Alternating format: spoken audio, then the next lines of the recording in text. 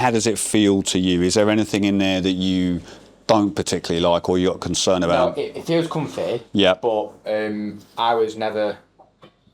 I'll be careful what I say here. Sure. I was never taught the concept of changing my strap for wetsuit to dry suit. So in a wetsuit, it's always felt slightly A little bit too loose for you. On the Okay, sure. Not anywhere else, though, just the shoulders. Yeah, I mean, if you think about the sort of, typically, the biggest area is the shoulders that changes with bulk. You don't really get much taller because the thickness of suit here and the thickness of suit there are the only two pieces that affect your height. But because you've got suit all the way around your chest, all the way around your back, it's the shoulder that has to expand more, much more than the spine length. So me, I mean, I'm adding, you know, just like an inch or 2 centimeters, feeding it through. So let's just take a look at you then. If I see, how does the waistband height sit to you relative to your hips? How does it feel? Feels comfortable? Okay. Yeah, so as the discussion before, as we were talking about the cylinder, if I'm placing this, I usually place it actually on my hip. Sure, I mean... Only because I've measured, but I've been told the concept, I didn't know about any of it. So, there are rules of thumb, aren't there? Yeah. And I could measure from where we think your armpit is, so where the hairs are on the skin, down to your hip bone. I could take that and I could put that on your tank and it would work. Yeah. We're not saying that doesn't work. No, of course not. What we're saying is that there's actually a bit more to it if you want to get into it. Yeah. So depending on how elegant you want, and do you want the tank to be pushing under your arm, or do you want it to be sitting more comfortably? Exactly. Now, some people like one, some like the other. So it's not that there's a wrong or a right. It's that there's more customization options. In twin set, we've got a back plate, you've got a harness. Yeah. That's it. You know, there's nothing else you can configure. So the beauty of it is also the complexity of it. Yeah. Okay. So yeah, so if I look, I can see that your waistband's at the right kind of height. I see that you've got 2 D-rings on the waist. The D-ring that you've got on the rear, what's that used for? Fix. So all my steels at home. Fine, that's your okay. Now, why aren't they holding on your moving D-ring? I don't know. Have you put them on the moving D-ring? No, I've never tried it for. Fine. I've always put it on the fix because I was so that's how I dive. I'm diving alleys. I'll use my moving. So diving steels, I use a fix. I'm not going to say that fixed ones are wrong, but a fixed one for me is a bit like a broken watch. It's right twice a day. So for a given cylinder, for a given weight and a given waist size, that is the perfect spot. Yeah. As soon as those tanks get a bit lighter, then that's not the perfect spot. As soon as I get a bit fatter and it's brought them further around the back, or I've got thinner and it's brought them around the front, they're not in the perfect spot, are they? So that's why I don't like them, right? Because I'm diving different tanks, different garments, different places in the world. Here I'm hot, so I'm wearing less. Yeah. So I don't agree that it suits all divers to have fixed. If it is the same config, day in, day out, I'm now living and working in the Caribbean in a 3mm suit, and yes, I'm not going to argue that it doesn't work. I probably do agree with you when you're using these, but at home, because I know I have my own cylinders. Yeah, but I wonder whether you ever change size at Christmas or whether you change different garments, and let's say you come here and you're going to pick up a set of steels. So I'm not saying they're wrong, I'm just pointing out that we've got more on the waist, okay, and also it means that you're losing a little bit of space. Now, if these happen to be quite close together, it's going to make that harder to clip one to the other, let's say. And where these are fixed and they stick out, then of course the wing as it goes round, and you're quite lucky that that doesn't cover it, but for some people the wing would go over that. If you were shorter, for example, and that would always be pushing into the wing, wouldn't it? So since your course, Lewis, and courses you've done and stuff, and your own things at home, have you made any modifications and tried different things out yourself? Like, have you just stuck with what you've been shown and that's about it? I've changed the length of the shoulder straps, but it's got better in a way. Because they were a bit tight, or no, on the wetsuit, too loose. Okay. But the only major modification I've done is quite superficial, so this is your stuff, so adding the wing anchor and adding the... Yeah, but are you naturally comfortable with experimenting with your own cylinder band height, moving the stuff around? I mean, have you tried that? Because some people, once they set things up, they never want to touch it. Yeah, but right, so originally my band height was set at 39 centimetres, and I found it rising up for me.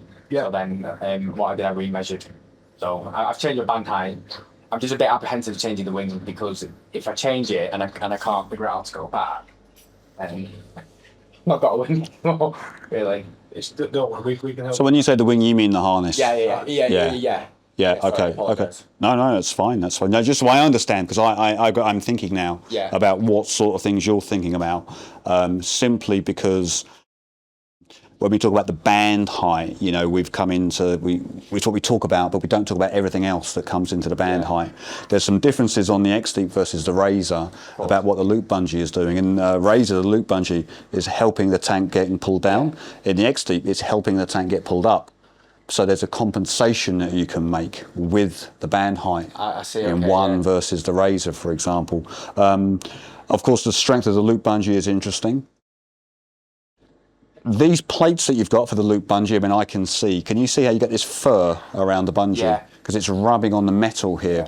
And there are two problems with these that can happen. One is that you get rubbing. The other is that, depending on the size of you as a human, where the webbing runs, the tank's out here. The loop bungee sometimes doesn't come close to the webbing. So if you're forcing it to come here before it comes back, you get a V. Yeah. Now I'm going to pick that up in the 360 tomorrow and we'll see what yours looks like. And typically, depending on the size and shape of someone's chest, these don't work very well and you're always creating a V shape. And I'll pick that up. So that's one thing that I know is a worry. I'm interested that these are so close together. That's unusual. The cylinder is under your armpit, right? Yeah. But there's no way the extension post is there if that's where the cylinder is. The extension post would usually be a little bit lower down. Okay. So I've got a feeling that these might be a bit too high to begin with. The other thing that stands out to me is that you've got these really nice big D-rings, which initially they seem like a great idea. Big, easy to clip into. But do you see how easy they are to move? When you tap them, they move out of the way. Yeah. And when you go to clip stuff on, if you tap it and it flips up, well, it's not there anymore. So me personally, I'm preferring a thinner, smaller D-ring that's got less leverage. And where yours are pre-bent, it means they always stand up, right? Yeah. They don't fit down. So you've got more chance of things hitting them from the side. So where you've got first stages, where you've got hoses, where you've got bits and pieces, if the D-ring's always up, things will catch on it more than if it can slide down and it's smoother. We're going to see what that looks like in the water, but they're typically the sorts of things that I find actually start to work against us. If you then think about clipping stages on, then it's going to allow the stage to be lower down because the D-ring is that long rather than this long. Okay. Yeah. So it's just the sort of thing that I'm going to watch out for and see where we are with that. I can tell that the band height looks good for the waistband. I can tell that your crotch is a nice length for you. You don't have any trouble moving the D-rings really for you? They move okay? Do slightly, but yeah, in the water, that's okay. Yeah, fine. Because you've got the original stiff webbing here, haven't you? Yeah. Yeah, which I find a lot of times, a lot of the buckles don't always work. Where you're using now let's put the wing through. Yeah, so you've got this method. Yeah, this is good. I'm going to just ask about all these bungees you've got. So how do you connect your primary inflator? So this is the primary. Yeah. How do you make it work? So I'll put it on that one first. Okay. So this is the primary. Which is the one that you inflate with the tank? This one. So you have your side mount hose running from here down to here? Yeah. Right, okay. And so how would you orally inflate that one? It's a bit more work, isn't it, than if it was sat here, I think. It's a bit further to go. We're switching. I would normally place this one where the hand, because this is the primer, right? This is what you're going to inflate. When you're at the surface, of course, and you get in without the tanks on, and you want to put gas in before you step into the water, that's what you're inflating. So I wouldn't say it's wrong. What I'd say is that you're usually going to get more fun by having this one up here, a bit like the short hoses on the reg. And this is the one that you don't want, you're never going to really use that until you're in that redundant bladder situation, which, if we say when's that going to be, we'll be here a little while. So I'd probably get that one a bit more tucked out of the way. I'd essentially swap them over. Yeah, okay. And so this bungee system that you have, I mean, I noticed that you've got one over here. So the reason why I had to do it, because originally this was the side.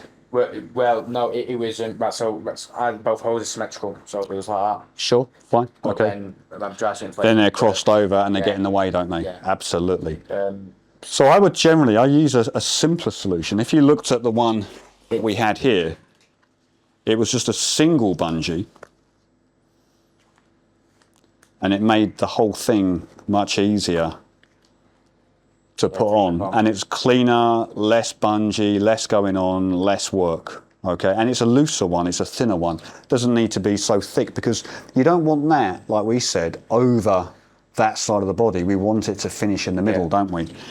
So why don't we do that? Why don't you just swap over those two inflators? I'm happy for you to dive it the way you've been diving it.